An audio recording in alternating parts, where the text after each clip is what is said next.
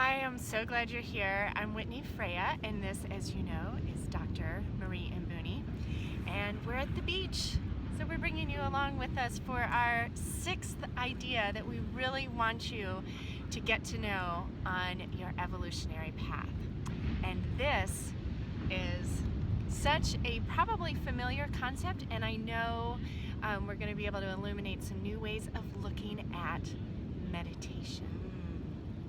Meditation. So whether or not you have a meditation practice or not, frankly mine, it goes up and down a little bit, and there are lots of ways to meditate, but Marie has some awesome tips for you that I've been using as well. So take it away.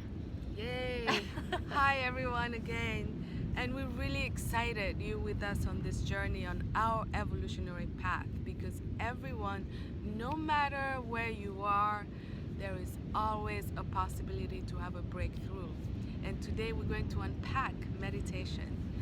And what I want everyone to know is that it is not stopping your thoughts. It is not about being silent and going somewhere. It's about going within.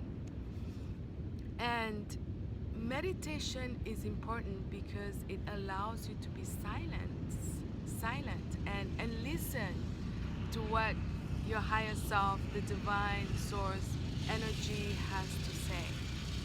And what gets hard is because we have things to do. Also, we have shopping lists, we have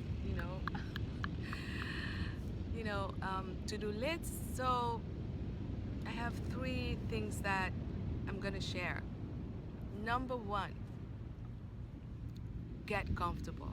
Get comfortable. Sit in a chair, on a bed, put cushions behind your back, under your knees. Really make sure your body is relaxed, because then you can really get into it and not worry about my knees hurt or my back is killing me, or you can't relax that way. Number 2, realize that you will have thoughts, and do not get attached to the thoughts. What I mean by that is, if you have maybe you want to make macaroni and cheese, right? I love macaroni and cheese.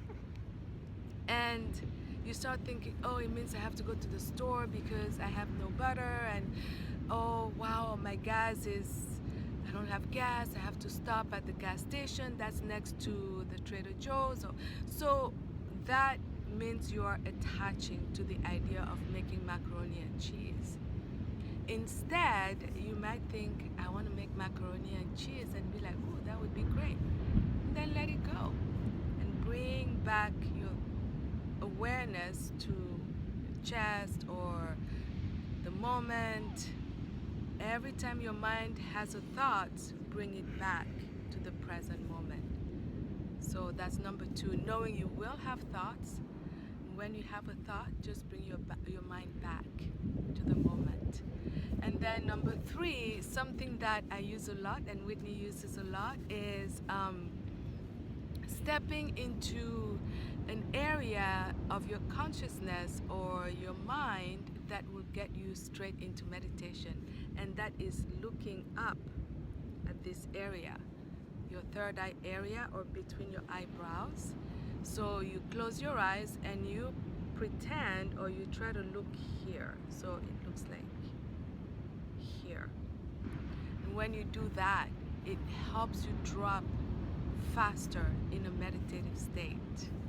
Okay, so when you described that in one of your other videos, which I watched because I watch your videos, you described it, it's almost like as you're closing your eyes, you're looking up and your eyes flutter. I don't know if you guys can see my eyes fluttering, but they're fluttering because it's like, I don't know, it's like this transition point or something. Yeah. And that fluttering you mentioned was doing something.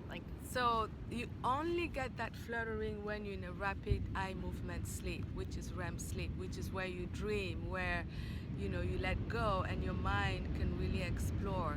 So what happens when you bring your eyes up, I don't know if you can see. Yes, I can see. Yeah, they have to flutter, right? So you will feel that at first. Maybe it might be hard, But as you relax more and more and gently look up, you will feel the fluttering and you will know. And you do it for a few seconds until you really feel relaxed, and then you just let it go. It's all about letting go. And here's what I want to add to all this is that, and I remember reading years ago that a lot of the aging diseases, so dementia and Alzheimer's and all that, are potentially linked back to the fact that we spend so much time hurrying and rushed, and we have so much stimulus and activity and things to remember, exponentially more than like our mothers did, right? Yeah. I mean, just the sheer number of passwords is more than most adults 20, 30 years ago had to process. And so it's almost like our minds can get to a point where they just short circuit. And you guys probably know that feeling, right?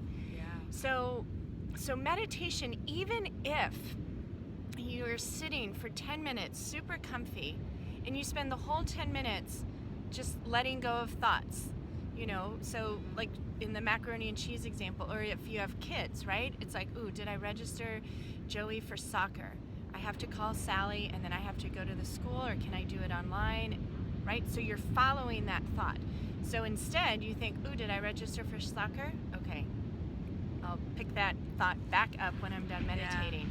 And so even spending 10 minutes just breathing deeply and even just focusing on letting go of thoughts, that is giving your mind such a rest that is so desperately needed just in your internal body biological makeup. And I loved what you said yesterday when we were walking about, imagine for 10 minutes the first time you meditate, or the first time you meditate after watching this video, and maybe if you counted, which I would encourage you not to try and count, but just imagine you had like 50 thoughts come through. And then maybe tomorrow when you meditate for 10 minutes, you only have 35. And then the next day 30, and then 25, and then 20. That's tremendous progress. And over a course of a period of time, months and years, the more time you can just spend just relaxing and telling your mind your only job now is just to relax and flow. And the deep breaths are really helpful. And what I use as well is I use yantras. So a yantra is a visual mantra.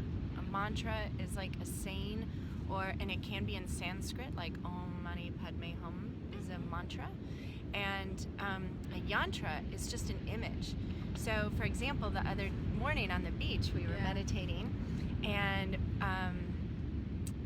the short of it is what I brought to mind was a dolphin. And sometimes the dolphin might show up like I'm looking out at the ocean, maybe I'm on a boat and the dolphin comes up, but this time the dolphin was it's like it was inside of me, and it was diving through me, and it was breaking up stuck energy and any negative blockages or anything like that, and it was the most fun I've had. So instead of thinking about my to-do list, I was thinking about this dolphin diving through my body, breaking up energy blockages. That's beautiful. So the image, bringing something to mind, so like an animal, even just like a heart or a star, or you can think of the moon or the sun.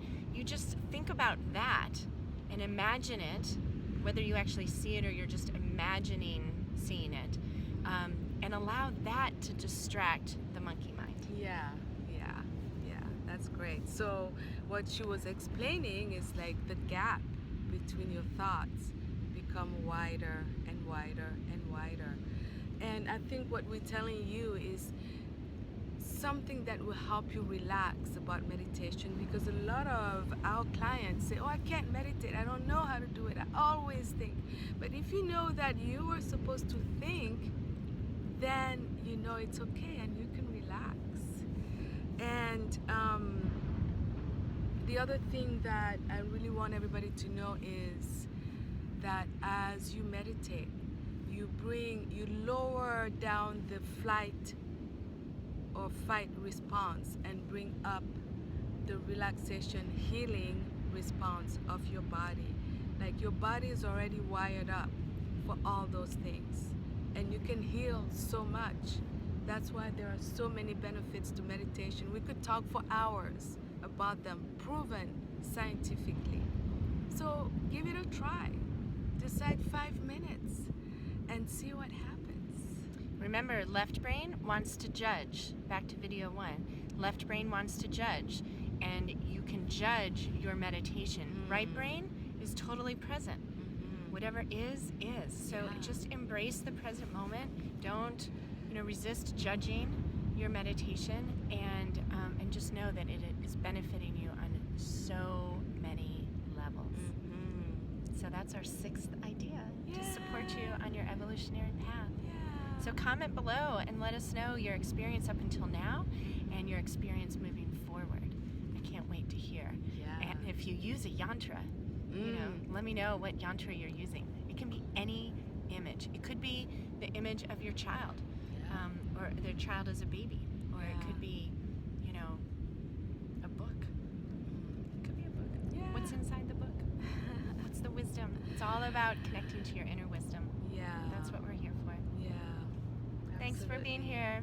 Please do subscribe to our YouTube channels. We're very grateful for every subscriber, and get excited for our 7th idea coming up at the beach. We love you.